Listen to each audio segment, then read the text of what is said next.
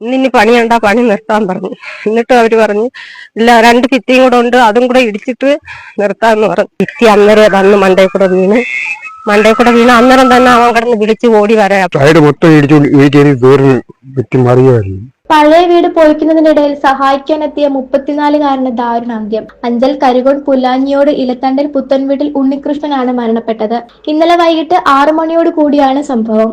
ഉണ്ണികൃഷ്ണന്റെ വീടിന്റെ സമീപത്ത് താമസിക്കുന്ന ഇന്ദിര എന്ന വീട്ടമ്മയ്ക്ക് പഞ്ചായത്തിൽ നിന്നും വീട് ലഭിച്ചതിനെ തുടർന്ന് പഴയ വീട് പൊളിച്ചു മാറ്റുന്ന പണികൾ നടന്നു വരികയായിരുന്നു. അതിനിടയിൽ വീട് പൊളിക്കാൻ സഹായിക്കാൻ എത്തിയതായിരുന്നു ഉണ്ണികൃഷ്ണൻ. ഞാന് രാവിലെ ജോലിക്ക് പോയിരുന്നു. എന്റെ മോനും 3-4 പേരൂടെ പണിക്കാരുണ്ടായിരുന്നു.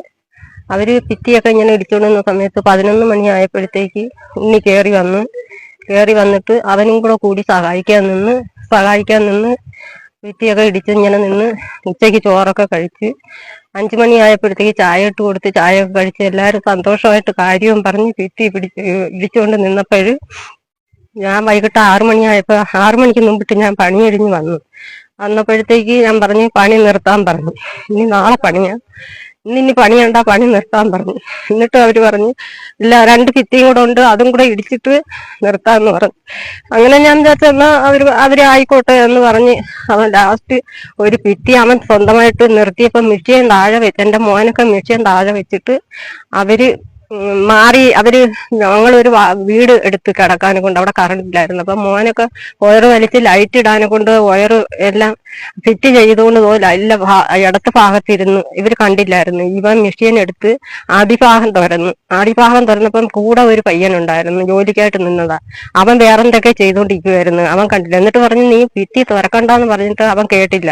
ആ ഭിത്തി ഒരുപാടങ്ങ് തുറന്നതിന് ശേഷം പിന്നെ ആ ഭിത്തി മൊത്തത്തിൽ മറിയാൻ തുടങ്ങിയപ്പോ മറ്റേ കക്ഷി കണ്ടപ്പോഴത്തേക്ക് പറഞ്ഞു പിന്നെ എടാ മാറിക്കോടെ ഉണ്ണി, ഭിത്തി മറിഞ്ഞു വരുന്നെന്ന് പറഞ്ഞപ്പോഴത്തേക്ക് അവൻ ഇനി മാറിയോ എന്തുവാന്നൊന്നും എനിക്കറിയില്ല. ഇവൻ കൂടെ നിന്നപ്പോ ഓടിച്ചെന്ന് പിടിച്ച് ഇങ്ങനെ വലിക്കാനും അല്ല, കട്ടയൊക്കെ കിടക്കുന്നേ കൊണ്ട് പിടി കിട്ടാതിരുന്നപ്പോഴത്തേക്ക് ഇവൻ എന്റെ കൈ വെട്ടി, ഇങ്ങനെ തോളിന്റെ അവിടെ ഇങ്ങനെ പിടിച്ച വഴിക്ക് കൈ വെട്ടി അവൻ വീണ്ടും അങ്ങ് മറിഞ്ഞപ്പോ ഭിത്തി അന്നേരം വന്ന് മണ്ടേ കൂടെ വീണ് അന്നേരം തന്നെ അവൻ കിടന്ന് വിളിച്ച് ഓടി വരാം. അപ്പൊ എന്റെ മോനൊക്കെ വിളിച്ചപ്പോഴാണ് അറിയുന്നത്. അങ്ങനെ ഓടിച്ചെന്നപ്പോ അവൻ മണ്ണിന്റെ അടിക്കും കട്ടയുടെ അടിക്കും കിടക്കുകയാണ്. പിന്നെ ഞങ്ങളെല്ലാരും കൂടി പെട്ടെന്ന് മാന്തി എടുക്കാൻ പറ്റൂലായിരുന്നു, കട്ടയും മണ്ണുമായിരുന്നു. അവന്റെ പുറത്ത് മൊത്തത്തിൽ പാടെ വന്ന് വീണതാണ്. പിന്നെ ഞങ്ങൾ രക്ഷിക്കാൻ വേണ്ടി ഞങ്ങൾ പെട്ടെന്നൊക്കെ എങ്ങനെയൊക്കെ എന്തോ ഞങ്ങൾ കുന്താലി നമ്മട്ടിയൊക്കെ എടുത്തോണ്ട് വന്ന് വീണ ഇരുന്നതും വാരി കളഞ്ഞു കൊണ്ടുപോയി ഹോസ്പിറ്റലിൽ കൊണ്ടുചെന്നപ്പോഴത്തേക്ക് അവിടെ ICU കിടക്കണമെന്ന് പറഞ്ഞ് ICU കിടത്തി 3 മണിക്കൂർ പറയാന്ന് പറഞ്ഞ് 3 മണിക്കൂർ ആയപ്പോഴത്തേക്ക് അവര് പറഞ്ഞു മരിച്ചെന്ന് പറഞ്ഞ്.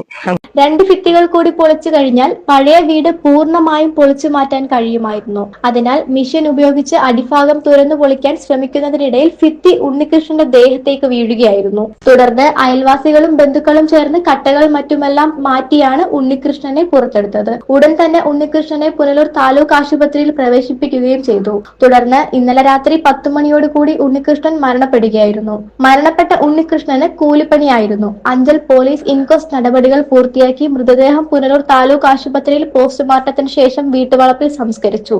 റിപ്പോർട്ടർ സജി.